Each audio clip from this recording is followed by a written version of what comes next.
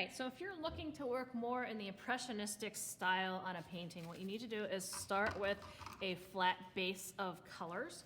They don't have to be perfectly, only one color or monochromatic when you're working at them, but they should be a nice solid fill for what you are working with. So, and then we build up from there. So I'm going to use a nice blue, and I can go back in and I can add other colors later.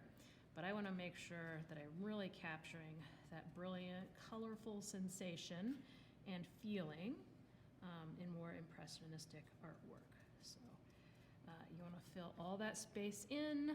You can leave it a little bumpy or you can smooth it out. That's optional. Eventually it's going to be more bumpy because we'll be adding blobs of paint or lines of paint while we're working on things. So I'm going to work it right up to the edges. It's okay if it goes a little bit over because when we work impressionistically, it's going to do that naturally anyway as we go through this process. Again, go back, fill in all those little bitty gaps in your canvas. We don't want white showing through for this first layer.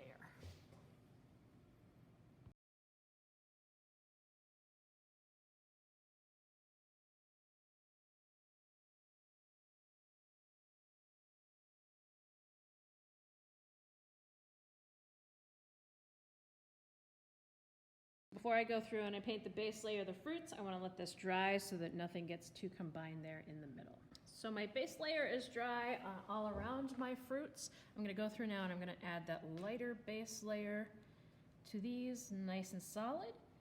And where they overlapped a little bit, we're just going to go ahead and overlap right back over top of them. Not going to worry that it's still showing through a little bit because we have a lot of work left to do on this one, on the Impressionism side. So those will all get filled in and be where they should be by the time we are finished. You don't have to worry about that outer edge showing like it is right now. Just focus on getting your fruit back in there in the general shape that it should be. Again, you can smooth things out. You don't have to. You're going to want to put the lighter color on here first, and then we'll work our darker colors into it. Some of that's preference. You may choose to start with the darker colors and work the lighter ones in, but since the lighter doesn't color over and cover the darker ones as nicely, it's easier to start with the lighter and then work your way up. You can always add a little bit of white to it. I'll make it a little thicker, help hide some of those edges a little better if you're really worried about them, or if your fruit got a lot of coverage. And you really need to brighten and lighten it up more before you add back in more of their top layers of color.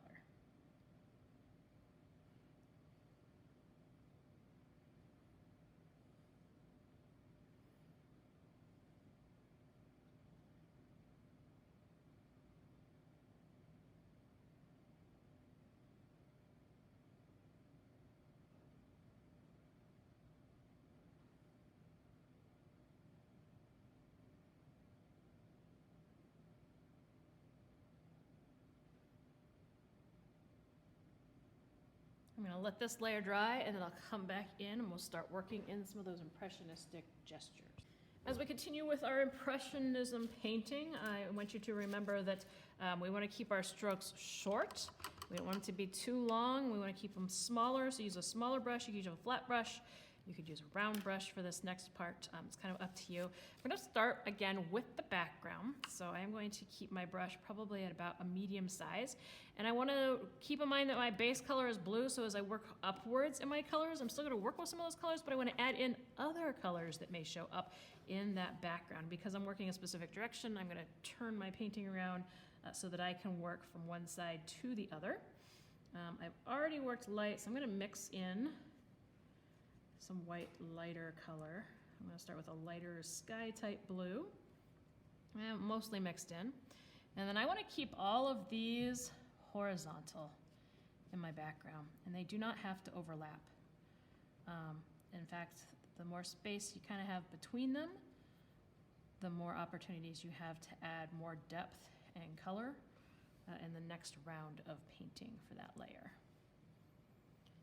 And I don't even always mix all the color in when I'm picking up the colors. I start with it a little mixed in, You do not have to, because that already starts giving you the texture and the layers in there that you're going to want to see by the time you're finished.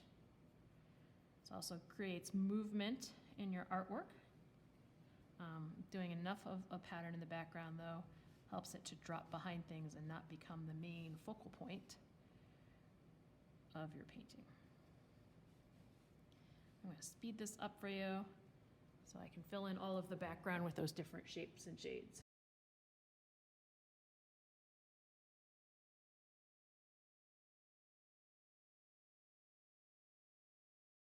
I want a bit more of a separation between my background and the edge of my table, so when I move on to the next part of working on my table, I'm going to mix up a little bit lighter color, and I'm going to change the direction.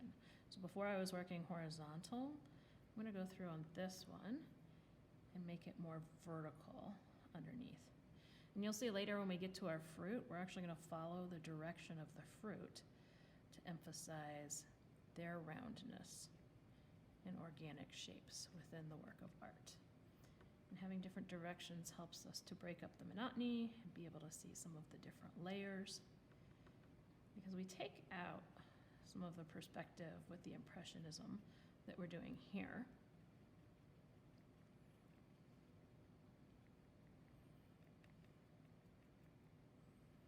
Do want to make sure I'm not losing cast shadows, though, so I can still make sure I'm working in darker colors where they should be a little bit. Don't want to lose that.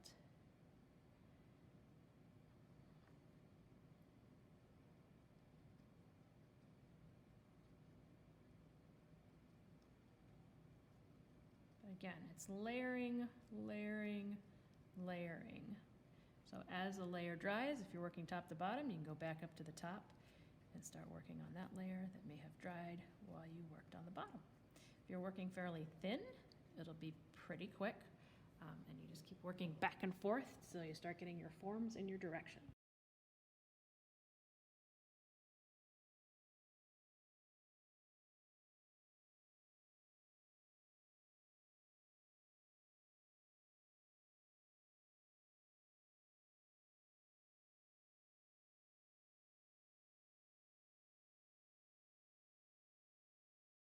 So I'm going to let this layer dry, and then I'm going to go back and I'm going to work in even some more on top of this. We have another layer dry on this one, so we're going to go through and work on adding some more to it.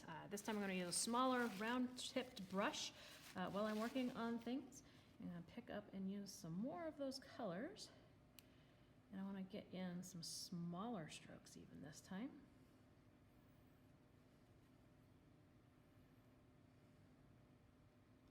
To really go through and start highlighting some edges and some cast shadow areas as they appear in our reference photo. Always be looking back at that reference photo so that you can see where you're changing those colors out. I'm going to speed it up for you.